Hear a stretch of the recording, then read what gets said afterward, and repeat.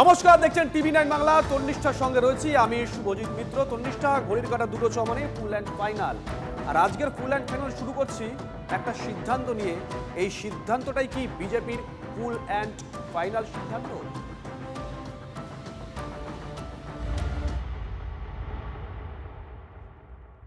যে খবর পাচ্ছি আমরা, তৃণমূল ভাঙতে আরো আক্রমণাত্মক হতে চলেছে বিজেপি। ছুতমার্ক সরিয়ে তৃণমূলের জন্য দরজা হাট করে খুলতে চলেছে বিজেপি। ভাবনা চিন্তা শুরু করেছে বিজেপির কেন্দ্রীয় নেতৃত্ব, এমনটাই সূত্রের খবর। সূত্র বলছে বিজেপির কেন্দ্রীয় নেতৃত্ব দরজা খোলার জন্য ভাবনা চিন্তা শুরু করে দিয়েছে। অপারেশনে বিজেপির লঞ্চ প্যাড হবে ঋতব্রত তৃণমূল আর এনসিপিআই। লোকসভা বিধানসভার পর এবার বিজেপি টার্গেট পুরসভা ও ত্রিস্তর পঞ্চায়েত। জ্যোতির্ময় আমাদের সঙ্গে রয়েছেন, আমাদের সহকর্মী জ্যোতির্ময়। এ রাজ্যের বিজেপি নেতৃত্বকে দুরকম কথা আমরা বলতে শুনেছিলাম। তারা বলেছিলেন যে বিজেপি তৃণমূলীকরণ হবে না, পাশাপাশি এটাও বলেছিলেন যে আমরা হরিনাম সংকীর্তনের দল নই, আমরা রাজনৈতিক দল। সময় বিশেষে আমরা সিদ্ধান্ত নেব, দেশের স্বার্থে সিদ্ধান্ত নেব। সেই সিদ্ধান্তটা কি? আমরা অবশ্যই জ্যোতির্ময়ের সঙ্গে যোগাযোগ করতে শুরু করব, যোগাযোগ আবারও করব। যে ছবি আমরা এ রাজ্যে দেখছি, তৃণমূল ভাঙছে, আর সেখানে কি বিজেপি আরো আক্রমণাত্মক? ছুতমার্ক সরিয়ে কি তৃণমূলের জন্য এবার দরজা হাট করে খুলতে চলেছে বিজেপি? ইতিমধ্যেই ভাবনা চিন্তা শুরু করেছেন বিজেপির কেন্দ্রীয় নেতৃত্ব, এমনটাই সূত্রের খবর। এ রাজ্যের বিজেপি নেতৃত্ব তারা বারংবার দাবি করে এসছেন তারা কোনো হরিনাম সংকীর্তনের দল নয়, তারা রাজনৈতিক দল এবং কূটনৈতিক চাল তারাও জানেন, তারাও দেবেন সময় হলে, এমনটাই ইঙ্গিত তারা দিয়েছিলেন। এখন প্রশ্ন হচ্ছে যে তাহলে কোথা থেকে শুরু করা হবে? ঋত তৃণমূল থেকে, এনসিপিআই থেকে, নাকি লোকসভা বিধানসভার পর এবার পুরসভা থেকে, পঞ্চায়েত থেকে?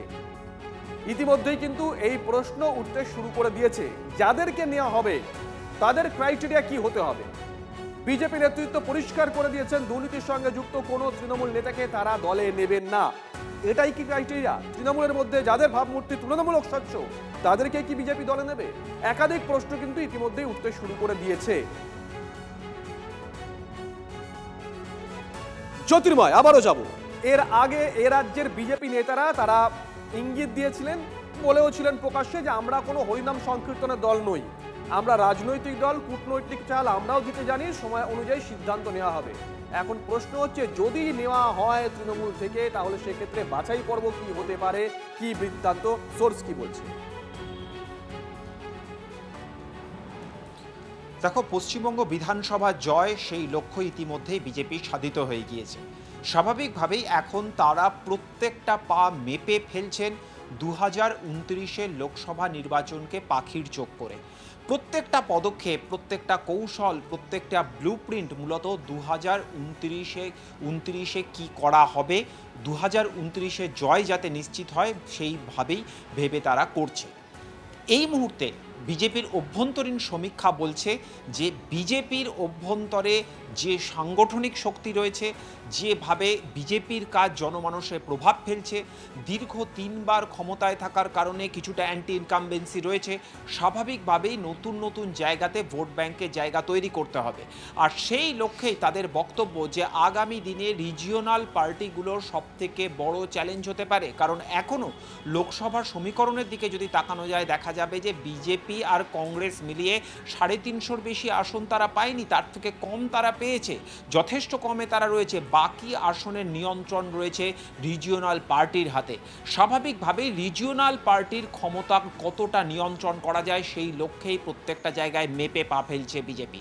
ইতিমধ্যেই শিবসেনার অভ্যন্তরে অপারেশন হয়ে গিয়েছে, এনসিপির অভ্যন্তরে অপারেশন হয়ে গিয়েছে, এবারে আমরা তৃণমূলের অপারেশন অলরেডি দেখে ফেলেছি।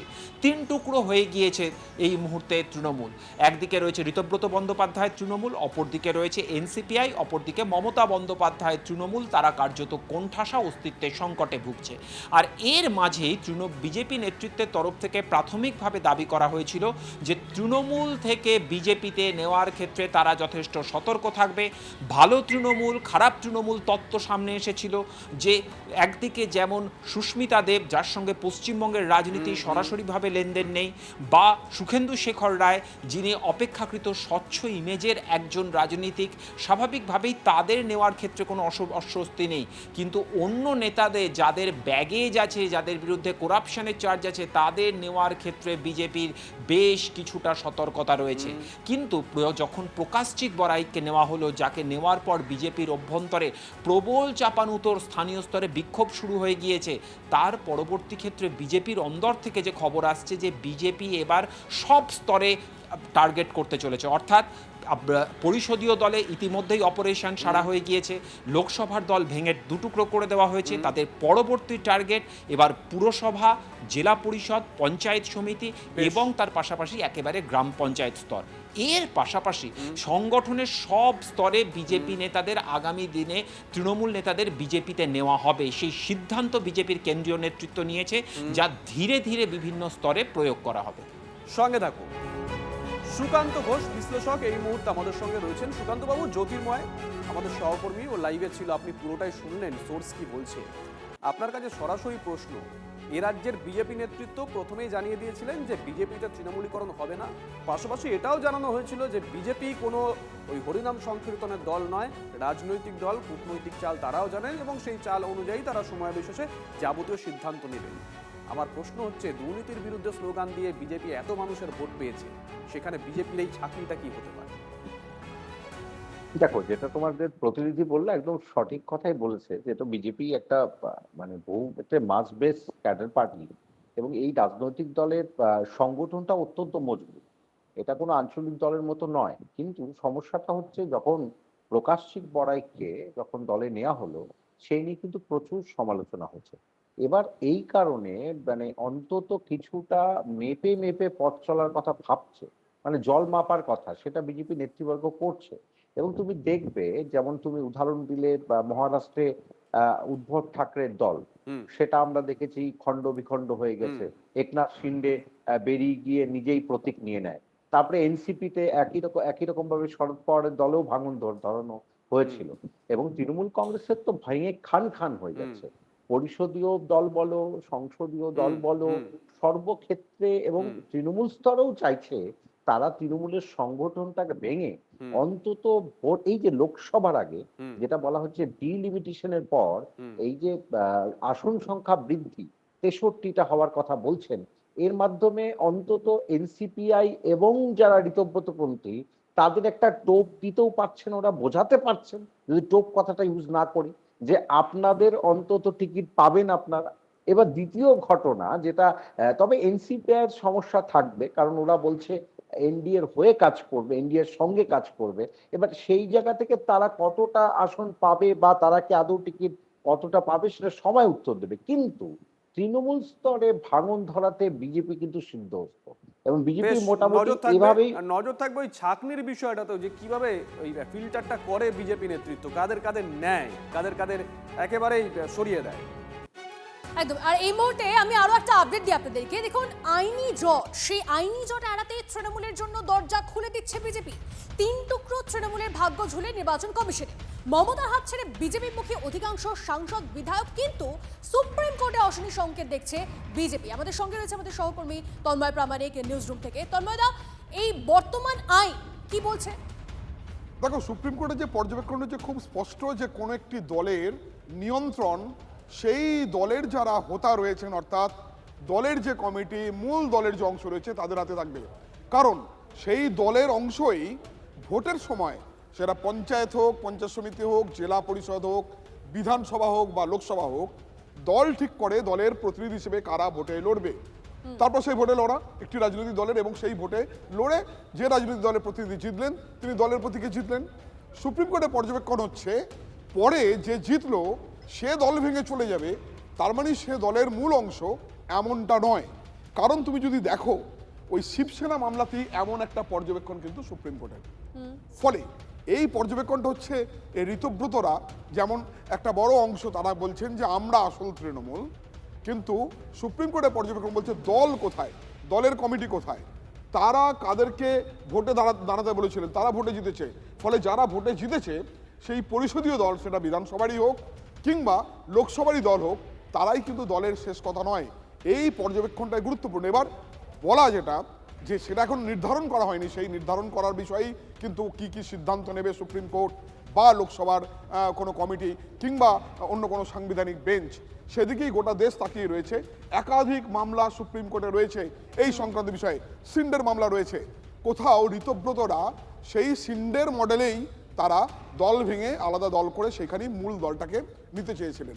এই জায়গাতে আটকে গিয়েছে আইনি জটিলতাতে। ফলে কোথাও বিজেপি হয়তো চাইছে, বা যে সূত্র আমার মধ্যে আমরা খবর পাচ্ছি, যে 3 টুকরো তৃণমূল সেটাকে ধীরে ধীরে বিজেপিতে ঢুকিয়ে নেওয়া যায় কিনা পরবর্তী সময়ে, এমন একটা পরিস্থিতি কিন্তু তৈরি হয়েছে। সবটাই বলা চলে সুপ্রিম কোর্টের পর্যবেক্ষণ এবং লোকসভায় গোটা বিষয়টা ঝুলে থাকা এই আইনি জটিলতার কারণেই এমন একটা সিদ্ধান্ত। বেশ, ধন্যবাদ তন্ময়। এদিকে তৃণমূল নেতাদেরকে দলে নিলে মনোবলে ধাক্কা লাগতে পারে বিজেপি কর্মীদের, ভাবমূর্তি খারাপ হতে পারে তৃণমূলের বিরুদ্ধে লড়ে সদ্য ক্ষমতা আসা বিজেপির। সেক্ষেত্রে অবশ্য একটা প্ল্যান বি তৈরি বিজেপির কেন্দ্রীয় নেতৃত্বের। এই প্ল্যান বিটা কি জ্যোতির্ময়? দেখো, যে আলোচনা আমরা করছিলাম যে তৃণমূল থেকে সরাসরিভাবে বিজেপিতে নেওয়ার ক্ষেত্রে প্রথমে একটা আপত্তির জায়গা দেখানো হয়েছিল। স্বয়ং বিজেপির রাজ্য সভাপতি শ্রমিক ভট্টাচার্য তিনি প্রকাশ্যে বলেছিলেন যে যারা ভালো তৃণমূল তাদের নিয়ে আমরা ভাবনা চিন্তা করতে পারি, ভালো তৃণমূল খারাপ তৃণমূল তত্ত্ব এসেছিল। কিন্তু এখন আমরা যে বাস্তব ছবি দেখতে পাচ্ছি, অন্তত প্রকাশচিক বড়াইককে নেওয়ার পরে, যে এবারে দলের অন্দরে ভাবনা চিন্তা শুরু হয়ে গিয়েছে যে তারা দরজা হাট করে খুলবেন এবং তৃণমূল থেকে একেবারে জনপ্রতিনিধি থেকে নেতা সব স্তরের থেকে তারা লাগামবিহীনভাবে নিজেদের দলের মধ্যে নেবেন। স্বাভাবিকভাবেই যে ম্যান্ডেট তারা পেয়েছেন সেই ম্যান্ডেট তৃণমূল বিরোধী, তৃণমূলের ভাবনা চিন্তার বিরুদ্ধে তারা লড়াই করেছেন, চিন্তা চেতনার বিরুদ্ধে তারা লড়াই করেছেন। সেই তৃণমূলীদের যদি বিজেপির অভ্যন্তরে নেওয়া হয় তাহলে ভোটারদের মনের মধ্যে যেমন এফেক্ট পড়বে, দীর্ঘদিন ধরে যে বিজেপি কর্মীরা এলাকায় তৃণমূলের নেতাদের বিরুদ্ধে লড়ছেন, কালজয়ী তারা তাদের পাশে এসে সহযোগী হয়ে যান, তাহলে দলের অভ্যন্তরে স্ট্রাকচারটা কোথাও ভেঙে পড়তে পারে। আর ঠিক এই জায়গাতেই বিজেপির কেন্দ্রীয় নেতৃত্বের ভাবনা, স্পষ্ট বার্তা দেওয়া হবে রাজ্য নেতৃত্বকে, যে বার্তা একেবারে মণ্ডল পর্যন্ত পৌঁছবে, যে তৃণমূল থেকে বিজেপিতে যাদেরকে নেওয়া হবে শৃঙ্খলার প্রশ্নে তাদের কড়া নজরদারিতে রাখতে হবে। দ্বিতীয়ত, একদিকে যখন এই বিষয়টার একটা নেগেটিভ ইম্প্যাক্ট পড়তে পারে সেই বিষয়ে বিজেপি নেতৃত্ব অবহিত এবং তারা সেটা মেনে নিচ্ছে। এর পাশাপাশি তারা যে বিষয়ের দিকে জোর দিচ্ছেন যে এই মুহূর্তে সবথেকে বড় লক্ষ্য তৃণমূল কংগ্রেসকে শক্তিহীন করা এবং অপ্রাসঙ্গিক করা। সেই লক্ষ্য সাধিত করতে গেলে সাময়িক কিছুটা ক্ষতি স্বীকার করতে হবেই। আর সেই ক্ষতি স্বীকার যখন দলের সংগঠনের ওপর, কর্মীদের মনোভাবের ওপরে প্রভাব পড়ার প্রশ্ন উঠে আসছে, তখন তাদেরকে আরও বেশি কর্মসূচিতে নিয়োজিত করে রাখাই লক্ষ্য। এক্ষেত্রে বিজেপির স্ট্র্যাটেজি হচ্ছে দল বিরোধী, সরকারের ইমেজ বিরোধী কোনো প্রচার যদি হয়, পাল্টা উন্নয়নের কথা বলে পাল্টা প্রচার করতে হবে এবং উন্নয়নের মাধ্যমে নতুন নতুন ভোটার দলের সপক্ষে যোগ করতে হবে। ভোট ব্যাংককে বিভিন্ন সেক্টরে আরও বেশি করে বাড়াতে হবে। স্বাভাবিকভাবেই এই ইমেজ বিরোধী নেগেটিভ প্রচার যদি বা হয় তা যেন গুরুত্ব না পায়। উন্নয়নের প্রচারে নতুন ভোট ব্যাংক, নতুন ভোটের পরিসর তৈরি করাই এই মুহূর্তে বিজেপির কাছে সবথেকে বড় স্ট্র্যাটেজি। ধন্যবাদ। সুকান্ত মজুমদার তিনি কি বলছেন এ বিষয়ে শোনাই। নিচের তলায় কেউ আসবে না, উপর তলায় আসতে পারে বলতে বলেছি আমি আগে, যেটা এখনও বলছি, দেশের স্বার্থে মহিলা সংরক্ষণ বেশি জরুরি।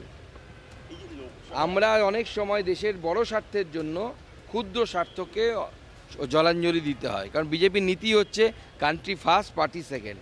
আমরা জানি পার্টিতে হয়তো সাময়িকভাবে এতে বিজেপির ক্ষতি হবে, পশ্চিমবঙ্গে কিছু মানুষ বিক্ষুব্ধ হবে, কিন্তু দেশ আগে তারপরে পার্টি। সুকান্ত ঘোষ বিশ্লেষক এই মুহূর্তে আমাদের সঙ্গে রয়েছেন। সুকান্ত বাবু, বিজেপির প্ল্যান বিটা কি, তা তো আপনি শুনলেন সোর্স কি বলছে। আমার প্রশ্ন হচ্ছে, এ তো তৃণমূল কংগ্রেস নয় যে একটা পার্টি থেকে ভেঙে আনলাম, এ বলছে আমি অমুক সভাপতি, ও বলছে আমি অমুক কাউন্সিলর, চারিদিকে দ্বন্দ্ব। বিজেপির একটা রেজিমেন্টেড পার্টি। এই প্ল্যান বি একেবারে নিচু তলার মণ্ডলের কর্মী অবধি সহজে পৌঁছানো যাবে, ফলপ্রসূ দেবে? দেখো, এটা আবারও বলছি, সময় এটা প্রত্যেকটাই কিন্তু এমন জায়গায় রয়েছে যে বিজেপি এটা করতে পারে। এবার বিজেপির যে যে প্ল্যান বির কথা তোমরা বলছো, এটা ওরা রেখেছে অন্য কারণে। কারণ দেখো, এই মহিলা সংরক্ষণ বিল, ডিলিমিটেশন বিল, অনেক কিছু রয়েছে। এই বিলগুলো পাশ করাতে সংখ্যাটা প্রয়োজন। এই সংখ্যাটা যেহেতু বাস্তবতা, সে কারণে একটা বিষয়কে তারা স্যাক্রিফাইস করতে চাইছে। এই যে নিচু স্তরে কর্মীদের মনোবল, দেখো নিচু স্তরে কর্মীরা আজকে হয়তো ভুল বুঝতে পারে, কিন্তু দেখবে তৃণমূল স্তরে যে কোনো দলের লোকই খুব সহজে দল ত্যাগ করে না। দল ত্যাগ করে ওপরে হায়ারার্কিক্যাল ওয়েতে ওপরের যারা সুযোগ সুবিধা পেয়ে থাকে তারা। সুতরাং সেই জায়গা থেকে তাদের ক্ষতিটা অনেকটা বেশি লাঘব করা যাবে কখন, যখন তারা এই বিলগুলো পাশ করাতে পারবে, তখন কিন্তু নিচু স্তরে কর্মীদের বোঝাতে পারবে। এই কারণে কিন্তু আমরা এই তৃণমূলকে ভাঙার জন্য, মানে তৃণমূলকে ভেঙে তো গিয়েছে, কিন্তু একদম অপ্রাসঙ্গিক, কোড আনকোড এই কথাটা গুরুত্ব দিতে হবে, অপ্রাসঙ্গিক করার চেষ্টাটা বিজেপি করছে। বেশ, সঙ্গে থাকুন।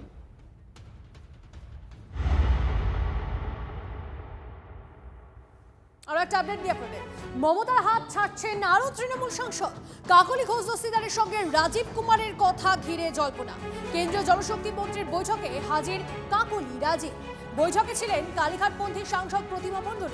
বৈঠকে রাজীবের সঙ্গে আলাদা করে কথা কাকলি। রাজ্যের উন্নয়ন নিয়ে বাংলার সাংসদদের ডেকেছিলেন কেন্দ্রীয় জলশক্তি মন্ত্রী। আর একবার আপনাদের জানিয়ে রাখি, মমতার হাত আরো ছাড়ছেন তৃণমূল সাংসদ। কাকলি ঘোষ দস্তিদারের সঙ্গে রাজীব কুমারের কথা ঘিরেই এই জল্পনা। কেন্দ্রীয় জলশক্তি মন্ত্রীর বৈঠকে হাজির কাকলি রাজীব। বৈঠকে ছিলেন কালীঘাটপন্থী সাংসদ প্রতিমা মণ্ডল।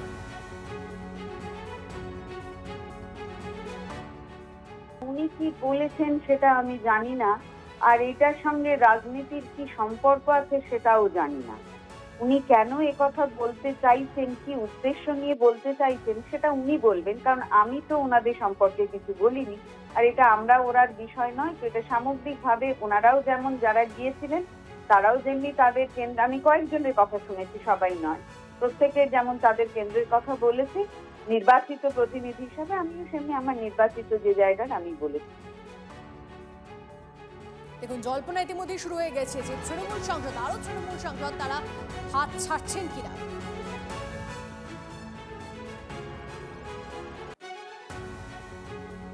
ঋতব্রতপন্থী তৃণমূলের মুখপাত্র প্রসূন বাবু এই মুহূর্তে আমাদের সঙ্গে রয়েছেন।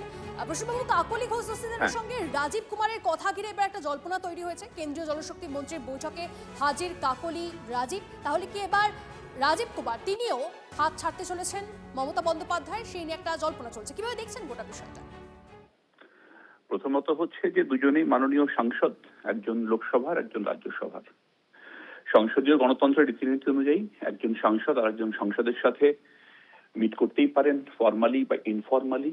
এটা নিয়ে আমি কোনো স্পেকুলেশন করছি না। নাম্বার ওয়ান, এক্স্যাক্টলি কি বিষয়ে তারা মিট করেছেন, কি নিয়ে কথা হয়েছে সেটা আমার জানা নেই। সুতরাং বাট আমি এটা বলতে পারি যে সংসদীয় গণতন্ত্রে এটা খুব একটা কমন বিষয়। আর অ্যাজ ফার অ্যাজ আপনি যেটা বলছেন যে কেউ লিভ করছেন কিনা কোনো জায়গা থেকে, সেটা দেখুন এই মুহূর্তে আমাদের কাছে কোনো ইনফরমেশন নেই, থাকার কথাও নয়। কারণ আমরা মূলত পশ্চিমবঙ্গে বিধানসভা বিরোধী দল, কেন্দ্রে যারা রয়েছেন এনসিপিআই থেকে শুরু করে অন্যান্য দল, তাদের অ্যাক্টিভিটির সম্পর্কে আমাদের কাছে আপডেট থাকার কথাও নয়, সম্ভবত নেইও। বেশ, অনেক ধন্যবাদ আমাদের সঙ্গে কথা বলার জন্য। কথা বলছিলাম প্রসূন বন্দ্যোপাধ্যায়ের সঙ্গে। আরো একবার আপনাদেরকে জানিয়ে রাখি, কাকলি ঘোষ দস্তিদার একটি পোস্ট করেছেন এবং সেখানে রাজীব কুমারের সঙ্গে কথা বলতে দেখা গিয়েছে তাকে, এবং তা ঘিরে ইতিমধ্যে জল্পনা তৈরি হয়েছে। অন্যান্য যে আমাদের রাজনৈতিক দলগুলো, যেমন আপনা দল আমাদের শরিক আছে, আপনা দলে উত্তরপ্রদেশে কে জয়েন করবে না করবে আমরা যেরকম বলতে পারি না, এনসিপিআর ক্ষেত্রেও আমরা সেটা বলতে পারবো না কে জয়েন করবে না করবে। তবে এটা ঠিক, যারা অনেকেই যখন এনসিপিআই হোক বা পশ্চিমবঙ্গে এই ঋতব্রত তৃণমূল হোক ঢুকে অনেকেই ভাবছেন যে বেঁচে যাব। যারা বাঁচবেন ভাবছেন তারা বাঁচবেন বলে আমার তো মনে হয় না।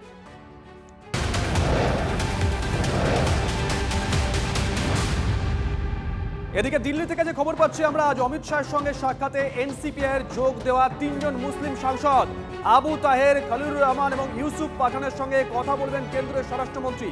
জ্যোতির্ময় আমাদের সঙ্গে রয়েছেন, আমাদের সহকর্মী। যাব জ্যোতির্ময়ের কাছে। জ্যোতির্ময়, এর আগে এনডিএর বৈঠকে তারা যাননি এবং স্পষ্টই জানিয়ে দিয়েছিলেন যে তারা এনসিপিআই তে আছেন কিন্তু এনডিএর সঙ্গে নেই। অবশ্যই তাদের যে ভোট ব্যাংক রয়েছে সেটা মাথায় রেখে এই স্টেটমেন্টটা দিয়েছিলেন, কিন্তু আজকে অমিত শাহের সঙ্গে সাক্ষাৎ কেন?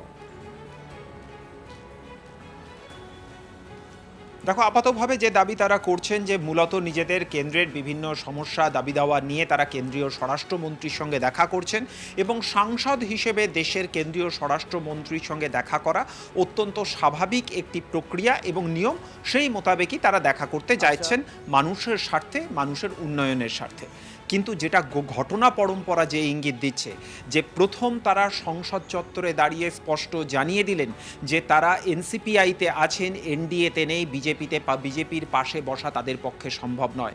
তারপরেই তারা মুখ্যমন্ত্রীর বৈঠকে হাজির হলেন এবং শুধুমাত্র মুখ্যমন্ত্রী শুভেন্দু অধিকারীর বৈঠকে হাজির হলেন তা নয়, যেখানে বিজেপির তরফ থেকে, বিজেপির কেন্দ্রীয় নেতৃত্বের তরফ থেকে বাংলার ইনচার্জ ভূপেন্দ্র যাদব উপস্থিত ছিলেন, বিজেপি নেতা সাংসদ নিশিকান্ত দুবে উপস্থিত ছিলেন। সেই বৈঠকে তারা পুরো সময় রইলেন এবং পরবর্তী ক্ষেত্রে সুদীপ বন্দ্যোপাধ্যায় তিনি ক্যামেরার সামনে দাবি করলেন যে প্রায় 16 পাতার দস্তাবেজ তারা তুলে দিয়েছেন মুখ্যমন্ত্রীর হাতে, অর্থাৎ তাদের কেন্দ্রের বিভিন্ন কাজকর্ম করতে হবে সেই দাবি দেওয়া তারা তুলে দিয়েছেন।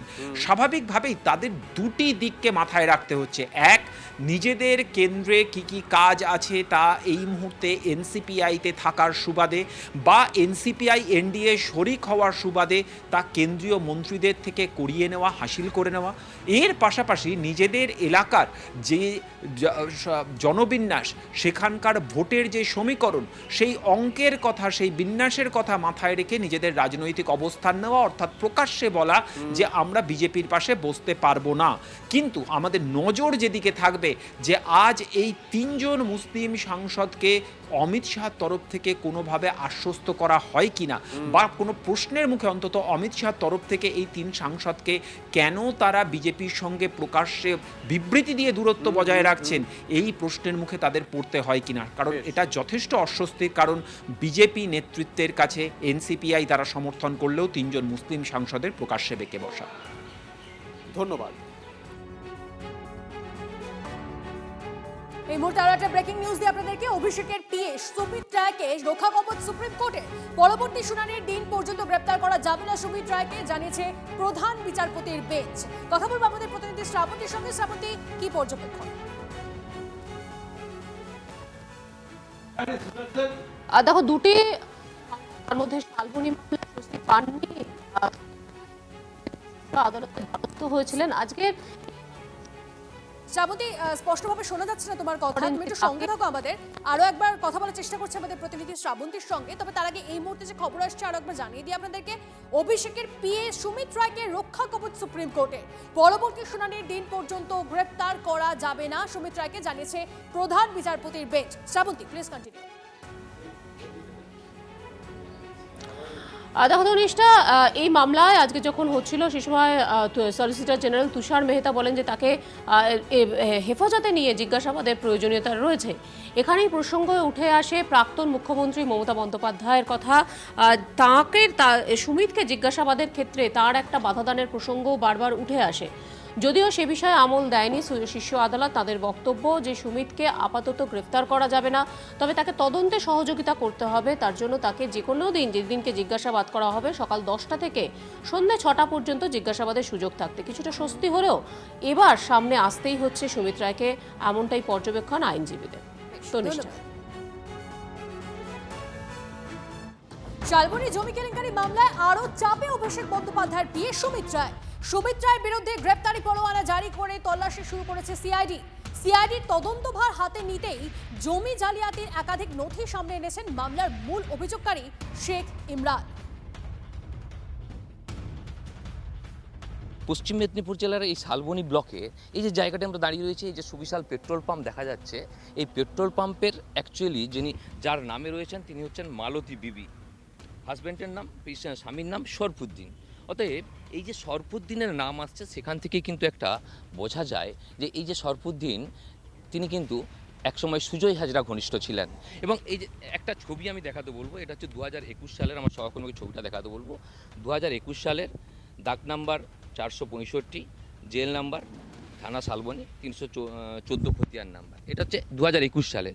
আর ঠিক তারপরে যখন কমপ্লেন হয়, অভিযোগ হয়, সরকার পরিবর্তনের পরে যখন অভিযোগ করা হয়েছে সেই জমিরই কিন্তু খতিয়ান বা চরিত্র চেঞ্জ হয়ে গেছে। ঠিক সেই জমির সরকার চেঞ্জ হওয়ার পর সেই ছবিটা আমি দেখাতে বলবো। এখানে দেখো জেল নাম্বার 465, দাগ নাম্বার 25, জমির পরিমাণ কিন্তু 80 ডিসমিল। ধানি চাহারাম 1 নম্বর খতিয়ান কিন্তু ধানি চাহারাম, এবং কার পক্ষে না, সরকারের পক্ষে, মানে এই জমিটা কিন্তু সরকারি জমি। অভিযোগ জানানোর পরেই এবং সরকার পরিবর্তনের পরেই জমির চরিত্রও বদলে গেছে। এখান থেকেই একটা বোঝা যায় যে কিভাবে এই শালবনী এলাকায় জমির চরিত্র চেঞ্জ করে একরের পর একর জমি বিক্রি করে দিয়েছিল তৎকালীন যে শাসক দল ছিল, শাসক দলের নেতৃত্বের তত্ত্বাবধানে। পেট্রোল পাম্পের পাশাপাশি একদম বড় হোটেল, বড় বিশালাকার হোটেল রয়েছে, তার কিছুটা অংশও কিন্তু এই সরকারি জমির আওতাতেই পড়ে বলে অভিযোগ স্থানীয়দের। আর যেভাবে জমি বিক্রি হয়েছে, যেভাবে জমি কেলেঙ্কারি হয়েছে, সেই জমি কেলেঙ্কারির এটা একটা মাত্র উদাহরণ, যে উদাহরণের হাতে আমরা প্রমাণ পেয়েছি। আর ইতিমধ্যেই এই জমি কেলেঙ্কারি মামলায় নাম জড়িয়েছে অভিষেক ব্যানার্জির পিএ সুমিত রায়, যাকে পুলিশ এখনও হন্য হয়ে খুঁজছে। শালবনী থেকে ক্যামেরায় সুজয় নায়কের সাথে দেবব্রত সরকার, TV9 বাংলা। কয়েকশো একর ফেক দলিল, ফেক ডিড, আপনার এখানে লোক নাই। আপনি এলাকায় খোঁজ নেবেন, ওই এলাকায় এই মানে ওই নামে কোনো আমাদের অস্তিত্ব নেই। গরিব মানুষ তারা পাট্টা পায়নি, তারা যারা কোটি কোটি কয়েকশো কোটি টাকার মালিক তারা কী করে পাট্টা পায়, এবং পাট্টা পাওয়ার বাইরের লোকরা কী করে পাট্টা পায়। পাট্টা পেয়েছে ফেক, মানে যা করেছে দিয়ে পাট্টা করে রায়ত করে আজকে পেট্রোল পাম্প, হোটেল, আরও সব অনেক কিছু আছে। বিভিন্ন মাধ্যমে আমাকে বিভিন্নভাবে জানানো হয়েছিল। সুমিত রায় সে তো একদম পুরো, এবং তৎকালীন যুগে যে এমএলএ ছিলেন এবং জেলা সভাপতি নিজে আমাকে ডাইরেক্ট বলেছিলেন, এবং তারা আমার কাছে অনেক কল রেকর্ডও আছে। সুজয় হাজরা তিনি অ্যারেস্ট হয়েছেন, অ্যারেস্ট হলেও বাকিগুলো অ্যারেস্ট হয়নি। এই নিয়ে আমি মুখ্যমন্ত্রীর কাছে আবেদন করেছিলাম। আশা রাখছি যে এই সরকার, মাননীয় মুখ্যমন্ত্রী তিনি মানবিক। কিভাবে সরকারি জমি বেআইনিভাবে দখল করে সেখানে পেট্রোল পাম্প ও হোটেল গড়ে তোলা হয়েছে, নথি সহ তা প্রকাশ করেছেন অভিযোগকারী। এখানে যত জমি ওই জোর জবস্তি করেই দখল হয়েছে। পার্টির নেতা থেকে একদম নিচ থেকে উপর অবধি হাত ছিল। যেহেতু কেননা আমরা দেখেছি আমার বাবারা ইংরেজ আমলের নীল চাষ করতো, সেই সময় থেকে বাবাদের কোনো পেপার হয়নি। তারপরে এখন আমাদের আমলে পড়েছে, হঠাৎ এসে বলছে এই জমি বিক্রি হয়ে গেছে। এখানের লোক মানে মানুষ নয়, ও দেখুন ধরুন বিষ্ণুপুরের লোক, বাঁকুড়ার লোক এবং সিকে রোডের লোকের নামে এখানে পাট্টা বেরিয়ে যাচ্ছে। পুলিশকে টাকা খাইয়ে পুলিশকে বাড়ি পাঠাচ্ছে, গিয়ে ধমকিয়ে অটোমেটিক অ্যারেস্ট ওয়ারেন্ট কোনো কিছুই নেই। পুলিশ এসে বলছে এই চল তোকে যেতে হবে। এই সরকার মানুষের কিছু করে দুক, যাতে না মানে এইরকমভাবে দুর্নীতি না হয়। আমরা যে 50-60 বছর দখলে আছে, মানে বাবার আমল তার আগের থেকে, তো ওটা যাতে পেপার হয় আমাদের, আমরা সেই আশা রাখবো আর কি। পরে খবরে আসি, এসএসকেএম হাসপাতালে যেতে নারাজ অভিষেক বন্দ্যোপাধ্যায়। সুপ্রিম কোর্ট ঘুরে হাইকোর্টে এসেও বিচারপতির মন্তব্য আগে এসএসকেএম এ দেখান। কেন এসএসকেএম এর চিকিৎসা করাতে চাইছেন না অভিষেক? কি পরিস্থিতি সেখানকার চক্ষু বিভাগের?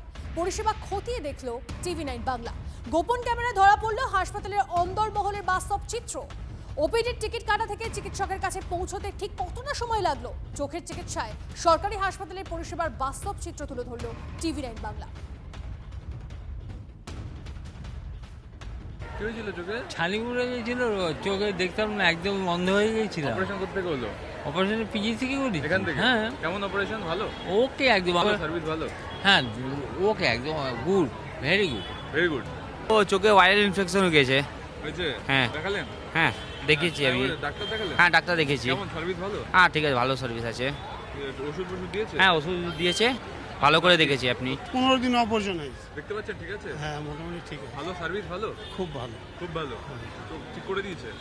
চোখে এখন চশমা দেয়নি, এই আর 1 সপ্তাহ পরে যেতে বলেছে, গেলি বোধহয় চশমা দেবে। অপারেশন সব ভালো মতো হয়েছে? হ্যাঁ, পরিষেবা ভালো এখানকার? পরিষেবা ভালো।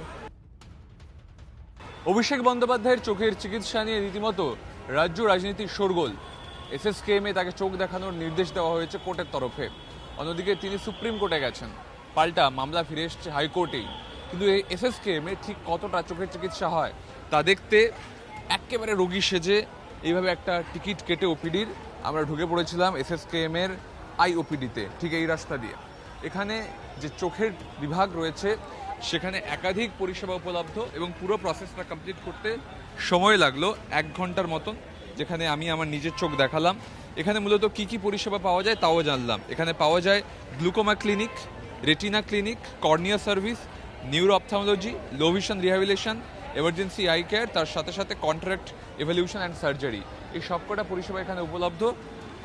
পুরো প্রসেসটা কমপ্লিট করতে একেবারে কিউআর কোড স্ক্যান করে তারপর ডাক্তার দেখে নেমে আসতে সময় লাগলো 1 ঘন্টার মতন। একেবারে গোপন ক্যামেরায় সেই স্টিং অপারেশনে আমরা দেখলাম, যাতে কেউ প্রস্তুতি নিয়ে না বসে থাকেন যে একটু ভালো করে করতে হবে, আসলে কি একেবারে সঠিকটা কি সেটা দেখতেই কিন্তু আমরা চলে এসেছিলাম এই এসএসকেএম-এর আই কেয়ার যে ওপিডিতে, এবং সেখানেই কিন্তু চিকিৎসা হলো, সময় লাগলো 1 ঘন্টা।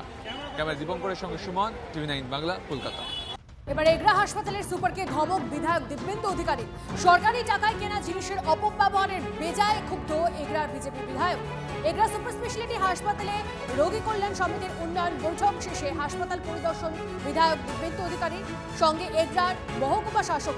স্টোররুমে আসবাব পড়ে থাকতে দেখেই চটেছেন, সঠিকভাবে কাজ না হলে প্রয়োজনীয় পদক্ষেপ নেওয়ার হুঁশিয়ারি। কি এগুলো রাখার তো পজিশন ঠিকঠাক নেই। আরে আপনার अच्छा है सब कुर्सी अच्छा पर हाउसकीपिंग ही करें नहीं है अपनी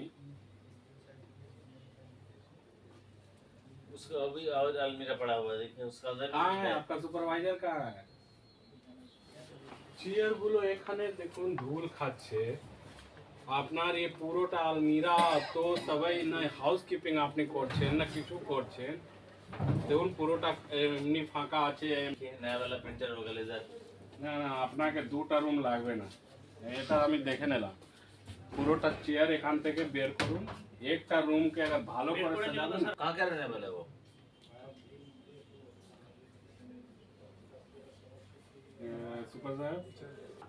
সুপারভাইজার কে সুপারভাইজ করবে কে? এসডিও কে এসডিও কে উপরের হায়ারার্কি কে ডিসি ম্যাজিস্ট্রেট?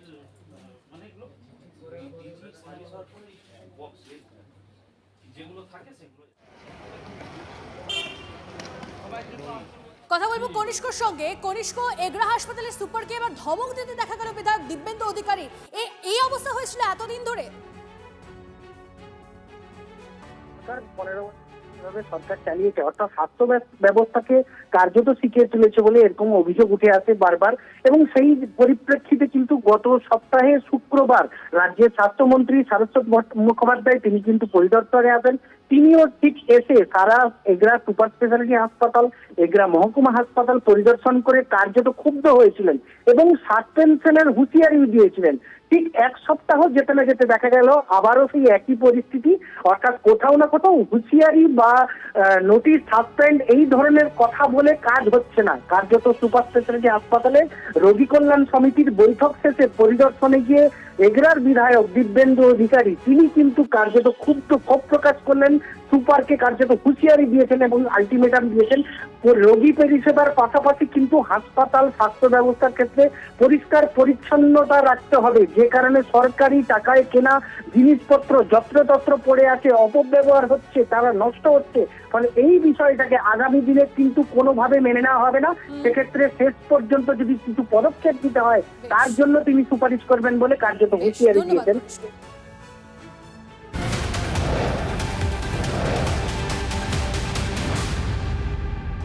দুর্নীতিতে জিরো টলারেন্স, রাজধর্ম পদ্ম শিবিরে তোলাবাজির অভিযোগে 22 জন নেতাকে সাসপেন্ড করলো বিজেপি। অন্তত 250 জনকে শো কজ শৃঙ্খলা রক্ষা কমিটি।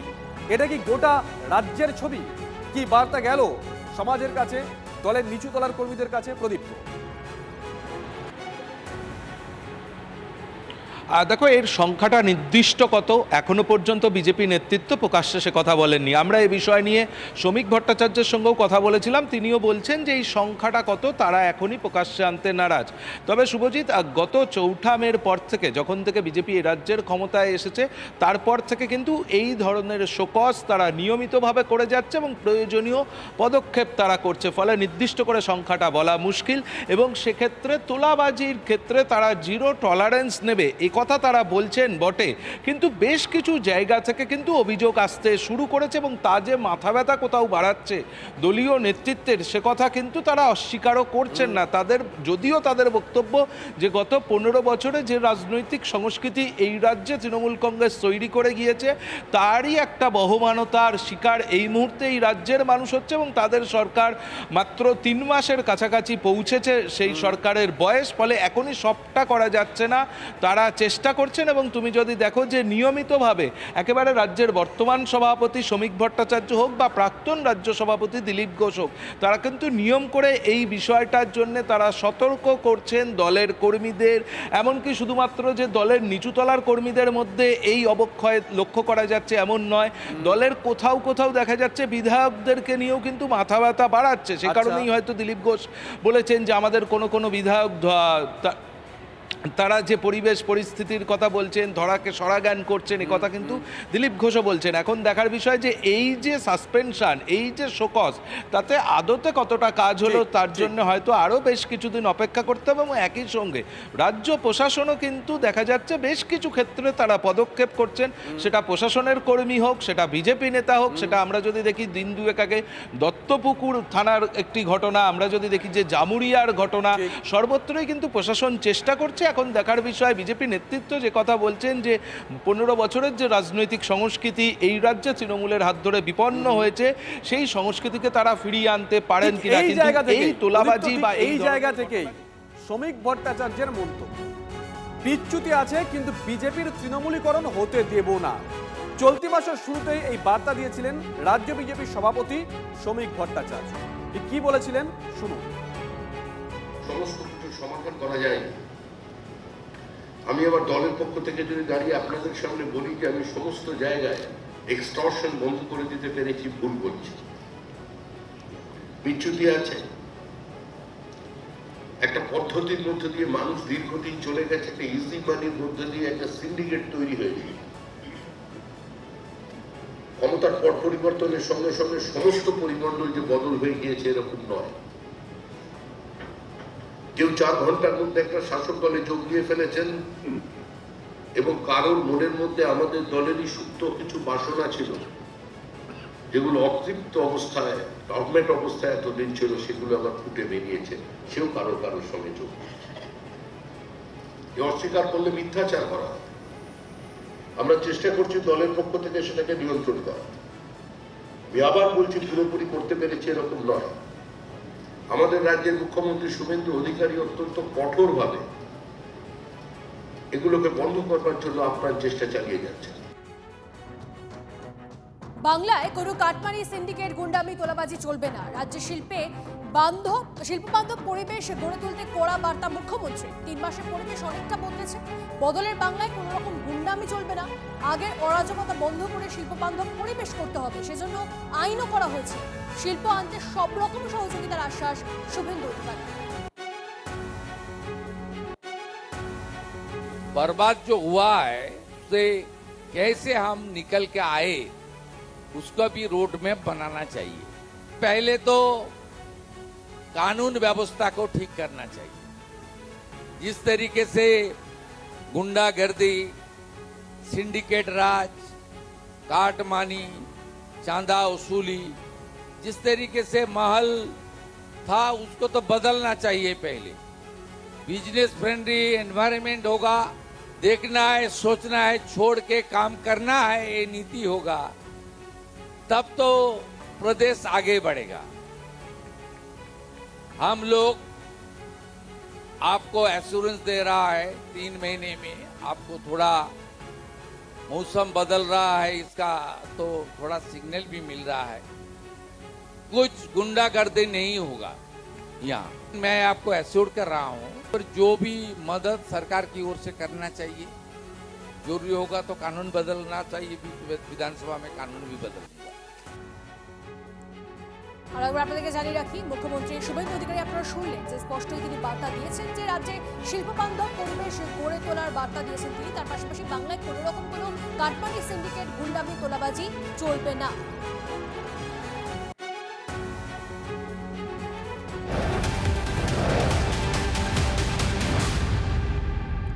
আর এবার পুলিশের বিরুদ্ধে তোলাবাজি নিয়ে বিস্ফোরক দিলীপ। ভিন রাজ্য থেকে কৃষিযন্ত্র বাংলায় আনতে 20,000 টাকা পর্যন্ত তোলা দিতে হয়েছে বলে অভিযোগ দিলীপের। দালালদের সঙ্গে জড়িত রাজ্য পুলিশের একটা অংশ। দোষীদের চিহ্নিত করে কড়া ব্যবস্থা নেওয়ার হুঁশিয়ারি দিয়েছেন দিলীপ। মেশিন কিন্তু এখানে এখনো যথেষ্ট পরিমাণে নেই। আমি দেখি হরিয়ানা থেকে মেশিন চলে আসে সিজনে, বছরে 2 বার, 1-1.5 মাসের জন্য ব্যবহার হয়। কিন্তু একটা মেশিন পশ্চিমবাংলার বর্ডার ঢুকতে 20,000 টাকা চায় তার কাছ থেকে, এখানকার এজেন্সি লোকের পুলিশ হোক বা অন্য লোক। একটা মেশিন ভাড়া কাটবে, যদি 20,000 টাকা দিয়ে দেয় এক মাসের জন্য, তো লাভ কি থাকে? এই ধরনের সমস্ত জায়গায় অবস্ট্রাকশন লাগানো আছে। পশ্চিমবঙ্গে আসবেন আপনি, সব জায়গায় নো এন্ট্রি বোর্ড লাগানো আছে, আপনি ঢুকতেই পারবেন না। সবে তো আমরা জেনেছি সরকার এসছে, সবে সব নর্মস তৈরি হবে, কেউ বেআইনিভাবে কারো কাছ থেকে টাকা নিতে পারবে না। যদি তাকে পারমিট করতে হয় তো পারমিট করে আসে, তারা অনুমতি নিয়েই আসে, তারপরেও তার হ্যারাসমেন্ট হয়, সেটা বন্ধ করতে হবে।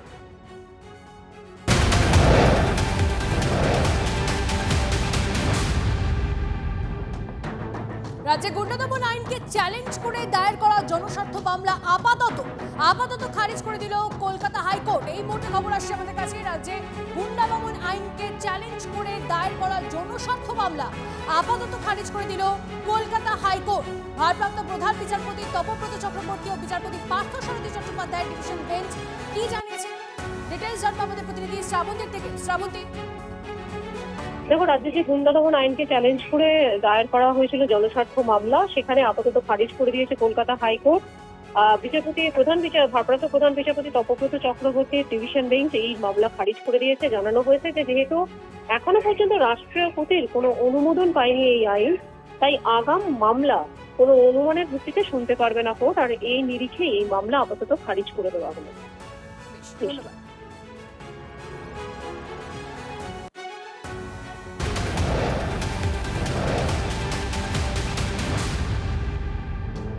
এদিকে মহাবারান স্পোর্টিং এর সভাপতি পদ থেকে বরখাস্ত হুমায়ুন কবির।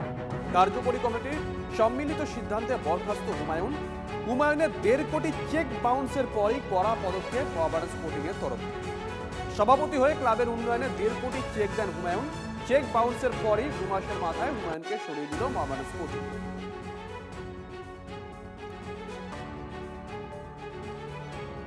মাত্র কয়েকদিন আগেই, 2 মাস আগেই মহাবারান স্পোর্টিং এর সভাপতির দায়িত্ব পেয়েছিলেন হুমায়ুন কবির, আর এবার তাকে বরখাস্ত করা হলো। কার্যকরী কমিটির সম্মিলিত সিদ্ধান্তে বরখাস্ত হুমায়ুন।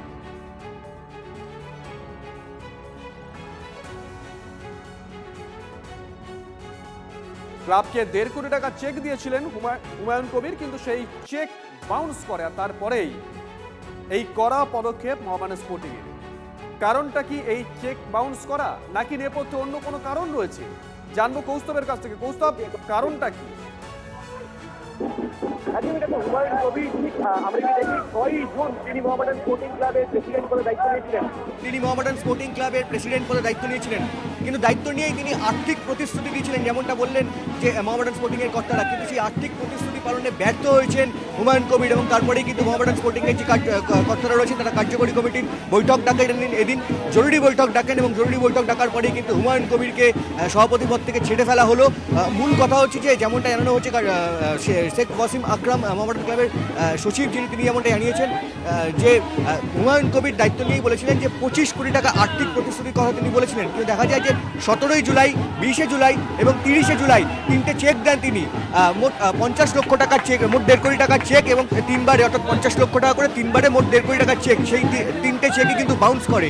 এবং তারপরেই কিন্তু মহাবারান স্পোর্টিং এর যে কর্তারা রয়েছে সেই কর্তারা তারপরে এদিনকে জরুরি বৈঠক করেন, এবং জরুরি বৈঠকের ভিত্তিতেই কিন্তু সভাপতি পদ থেকে হুমায়ুন কবিরকে ছেড়ে ফেলা হলো এবং তার পরিবর্তে গাজাল জাফরকে সভাপতি করা হলো। এবং কার্যকরী কমিটি যে 8 জনের সদস্য ছিল, সেই 8 জনের সদস্যদের মধ্যে হুমায়ুন কবির বাদে 7 জন, বাকি 7 জনই তারা সম্মতি দেন যে হুমায়ুন কবিরকে সভাপতি পদ থেকে ছেড়ে ফেলার জন্য, এবং তারপরেই কিন্তু সর্বসম্মতিক্রমে হুমায়ুন কবিরকে ছেড়ে ফেলা হলো।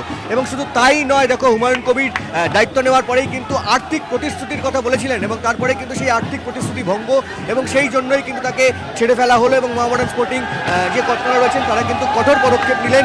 এবং বলা যায় যে এই যে জুন থেকে জুলাই মাসে যে 17 জুলাই, 20 জুলাই এবং 30 জুলাই যে 3বার তিনি যে 50 লক্ষ টাকা করে চেক দিয়েছিলেন, মোট 1.5 কোটি টাকার চেক, সেই চেক বাউন্সের ঘটনায় কিন্তু মহাবারানের যে কর্তারা রয়েছে সেই কর্তারা কিন্তু আরও বিশেষ করে এই পদক্ষেপ জোরালো পদক্ষেপ নেন, কারণ তারা বলেন যে 50 লক্ষ টাকা করে তারা চেক দিলেন। এই মুহূর্তে সেক্রেটারি ওয়াসিম আকরাম আমাদের সঙ্গে রয়েছেন। ওয়াসিম ভাই, হুমায়ুন কবির তিনি প্রতিশ্রুতি দিয়েছিলেন কিন্তু প্রতিশ্রুতি পালনে ব্যর্থ, আপনারা সিদ্ধান্ত? আমরা যে কমিটি মিটিং দেখেছিলাম, কমিটি মিটিংয়ে হুমায়ুন কবির ছাড়া যতজন উপস্থিত ছিলেন ওনাকেও আজকে কমিটি মিটিংয়ে ডাকা হয়েছিল, উনি আসেননি। ওনাকে ছাড়া যতগুলো মেম্বার উপস্থিত ছিলেন কমিটিতে সবাই এই ডিসিশন নিয়েছেন যে হুমায়ুন কবিরকে সরিয়ে গাজালুল জাফারকে প্রেসিডেন্ট করা হবে। হুমায়ুন কবির বারবার করে বলছিলেন যে 9 তারিখ উনি ক্লাবে আসবেন, মিটিং করবেন এবং বলছেন যে উনি প্রেসিডেন্ট, ওনাকে সরানোর কেউ নয়। না, আমাদের বাইলজে প্রভিশন আছে, উনি হয়তো বাইলজটা ভালো করে জানেন না। ওনাকে বাইলজ পড়ে আসতে বলবেন, ওনার লিগ্যাল টিমকে নিয়ে আসতে বলবেন। আর উনি যে 9 তারিখে মিটিংয়ের কথা বলছেন, উনি কার সঙ্গে মিটিং করবেন? কমিটি তো আমরাই আছি। উনি তো একটাও কমিউনিকেশন করেননি মিটিংয়ের জন্য। উনি প্রেসে বলে দেবেন উনি 9 তারিখ আসবেন বা 19 তারিখ আসবেন, এইটা তো প্রসেস না। ওনাকে তো আমাদের চিঠি পাঠাতে হবে বা হোয়াটসঅ্যাপ করতে হবে। কোনো রকম কোনো ইন্টিমেশন উনি দিচ্ছেন না, উনি বলছেন উনি আসবেন, এইভাবে তো হয় না। এবার ওনাকে যদি মিটিং করতে হয় ওনাকে আমাদের সঙ্গে করতে হবে, তো কোনো কমিউনিকেশনই নেই। উনি কার সঙ্গে মিটিং করতে চাইছেন 9 তারিখে উনি ভালো বলতে পারেন। সেটা হচ্ছে ওয়াসিম ভাই, সেটা হচ্ছে দায়িত্ব নেওয়ার আগে একরকম বড় বড় ভাষণ দিলেন, দায়িত্ব নেওয়ার পর তিনি তো কোনো প্রতিশ্রুতি পালন করলেন না। আপনারা কি অবাক হননি হুমায়ুন কবিরের? এটা এত শকিং আমাদের জন্য, and a black day in Mohammedan Sporting Club. কে একটা সভাপতির চেক বাউন্স হয়েছে, উনি 2 মাস এসছেন, কোনো রকম কোনো ফাইন্যান্সিয়াল কমিটমেন্ট কিচ্ছু মিট করেননি। একটা সিঙ্গেল পেনি উনি ডোনেশন এনে দিতে পারেননি বা নিজেও দেননি। ওনার নিজের চেক, ওনার নিজের ডেট দেওয়া ওই চেকগুলো বাউন্স হয়েছে। ওনার এন্ড থেকে